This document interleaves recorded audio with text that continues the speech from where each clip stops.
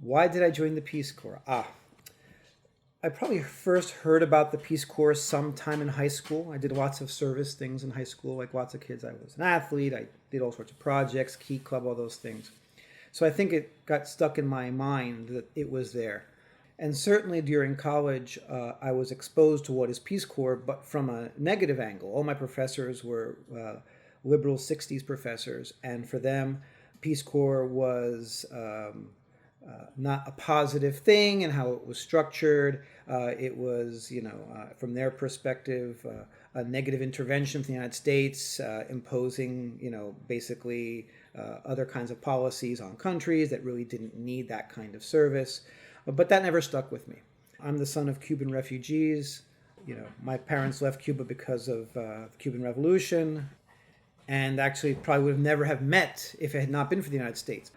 But they met in New Jersey. And so always in my mind was just being thankful for living in the United States, for having opportunities that I never would have had.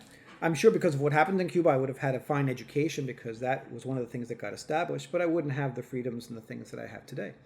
So it was always in my mind, how could I give back, not necessarily Peace Corps at the time, but to Latin America and represent my country.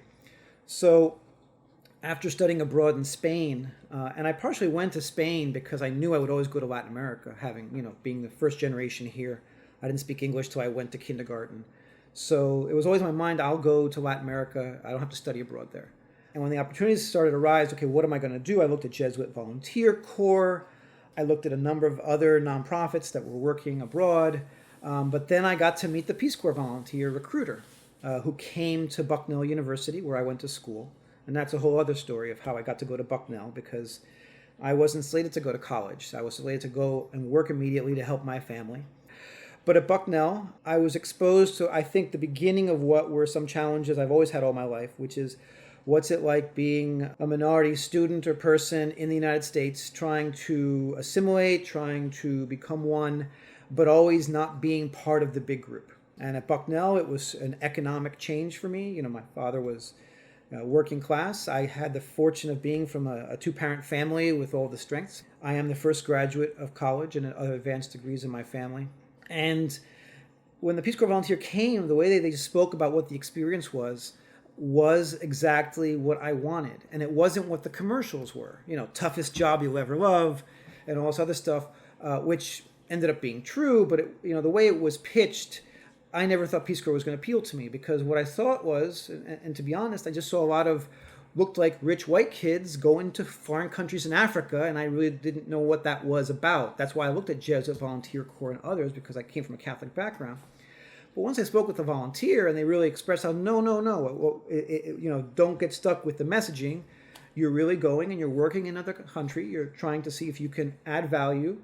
And if all goes well, when you leave, you'll help to establish something, and people will continue that project without you. The idea was to help get things started, not to actually take the place of someone. Because the last thing I ever wanted to do was take somebody's job. After that conversation with that Peace Corps volunteer, it was just one of those things inside me that said, this is for you, and you're going to go. It's funny, everyone always says, I knew this was meant for me until it didn't happen, but it happened.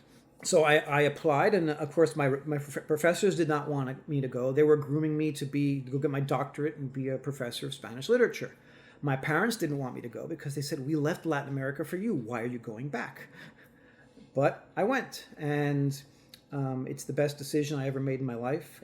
And again, the challenges were in just getting set up for that. Is there anything else you want to say about Peace Corps or your experience? Yeah, I still think it's a valuable thing. I think we need it. I mean, I may not have been as active in the Return Peace Corps Volunteers of Honduras, but I'm very active in all the things that have to do with educating people about what's going on in Central America in my daily life and when there are campaigns that pop up. We've had Peace Corps volunteers now serve in all sorts of positions of government, and they bring just a perspective of we live in a big world, and we need to understand our indirect impact that you may not think we're having. And it's never perfect, but we move forward because something is unjust, and we don't get caught in rhetoric, and we move together. It's not evolution, it's just movement. And Peace Corps is about that. And if anything, I think it's valuable. I think we need to promote getting to know. The more people are exposed to other things and other cultures, the more they can question their upbringing and then validate what makes sense and what doesn't. And not get caught in an echo chamber of cacophony, which reinforces anti-Semitism and all sorts of things that are happening now. I'm not Jewish, but that's what's on the news today. Bringing things to light is what Peace Corps is about. Helping people expose. And if anything, I just wish that and maybe it's not when you're recruiting people, but when you're down there, it's helping people understand what your role is when you come back. Mm-hmm. There wasn't enough preparation about preparing for you. When you come back, here's what you should do. You should be sharing these stories, not just, hey, it's been 30 years, let's put some archives in, but you want to be a Peace Corps volunteer, hear about the stories. And you see this written, you see this on the Peace Corps Facebook, everyone has these experiences, because how can you not be changed by cultures when you're involved with them? Mm-hmm. And that's what makes you understand that we're really not all that different. And there's no superiority. If there's any superiority, it's because of privilege. And privilege comes in many shapes, ways, and forms beyond race and color and beyond class. And it's understanding that makes us better, and it's what we strive to do every day. People talk about being Christian or being other faiths or religions. It's being human. And if we want to survive, and this really takes me back to the early days of law school, I mean, if we want to survive, what does it mean to be human? What are the basic things that you need, and what do you deserve?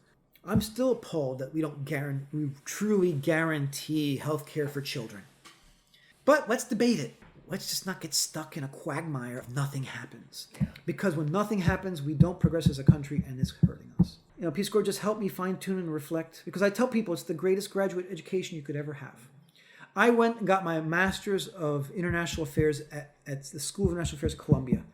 Some of the smartest people I've ever met. They were killing themselves to pay money to get the experience that I basically got for free. I wish more people of color and Latinos had this.